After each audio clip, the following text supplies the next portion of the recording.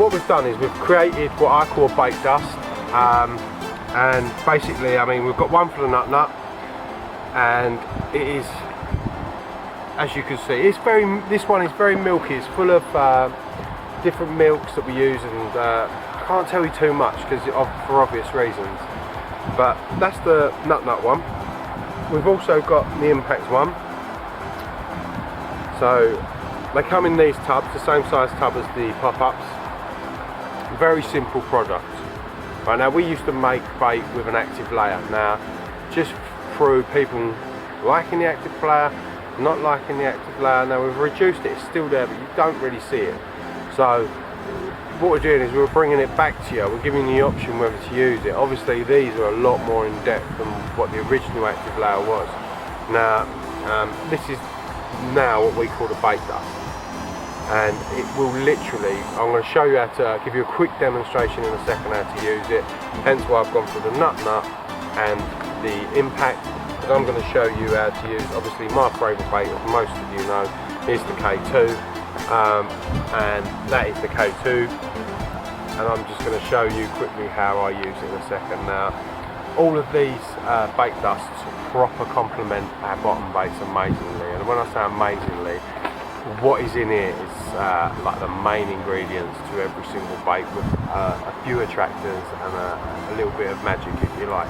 They're up for sale now, so if you want them, all you got to do is get in contact with us and let us know. Now, I'm going to give you a quick little demonstration on how I use the bait dust. But other people put it in bags, bits in bags and all sorts, but this is the way that I find is the most successful way of using them. Right now, all I've done there, as you can see, is I'm just crushing down some boilies. I'll leave some whole ones in there because I want it to look you know, a bit natural. Got some whole boilies there, some crushed boilies there, some half boilies there, right?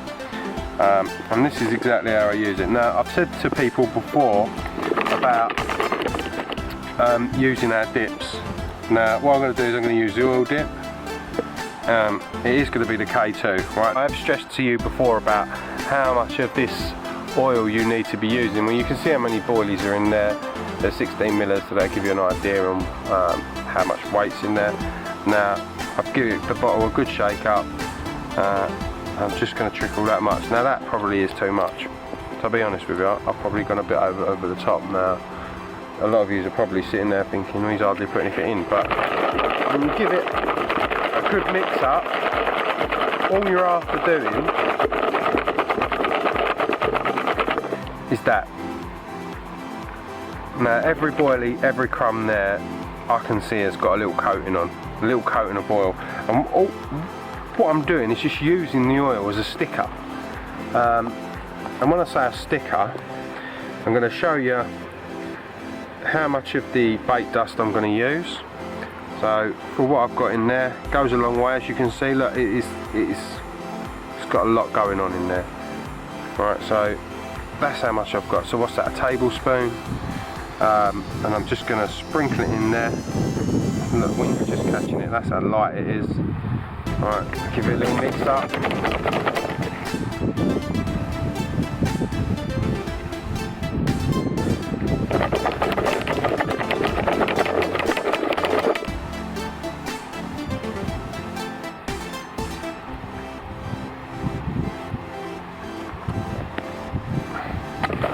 Good mix up.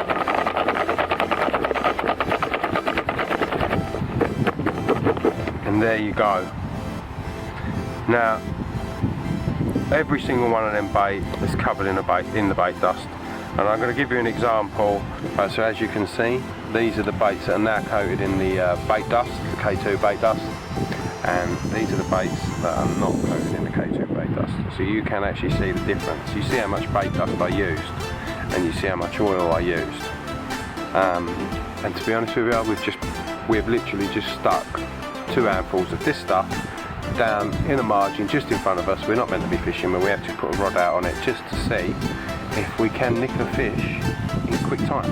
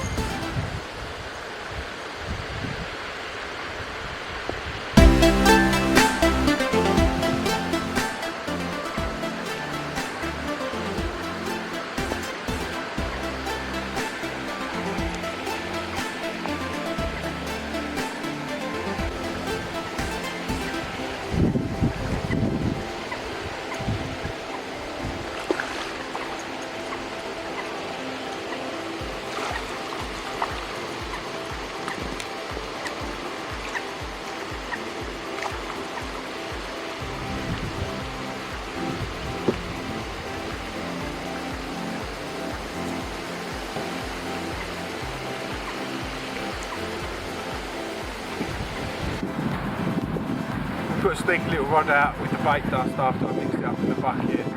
10 minutes, it's just tucked down there about 2 foot out underneath a little willow tree, and bosh, there you go. So if you want the proof, the bait dust does give you that edge. 10 minutes of fishing and a lovely, pristine condition cobber really. Right, so what I want to show you is, you know, the stuff that I see, and to see it in its, what I'm about to show you, this is where I get my confidence from with the products and stuff like that. So what I'm going to show you is the bait dust. I'm just going to drop each one, the nut, then the impact, then the K2 into the tank, and then you can see it as its pure dust form, how it reacts through the water layers. I've just dropped the nut based dust into the tank just for you to see, you know, this is how I get my confidence. You can see what it's doing to the water, you can see the food sourced amongst it, you can see as it's drifting and moving through the water and the layers, you know that that's happening when you're using PVA bags and using stick mixes, or you're layering it on your boilies. That's what's happening. So I've started with the lightest one. I'm now going to add the impact one straight on top of the nut. Now I've gone probably with the half amount what I did with the nut, but I've put it in the middle. I know it's a little bit heavier, so it should push out the milk and all the other stuff that's in the nut, and now you can see the impact doing its thing. Now that's what you get from the impact. And that will keep sinking and keep shooting back up and down through the layers. It's just, to me, it just gives me that confidence, you know, there's something always going on, there's something happening while you're fishing.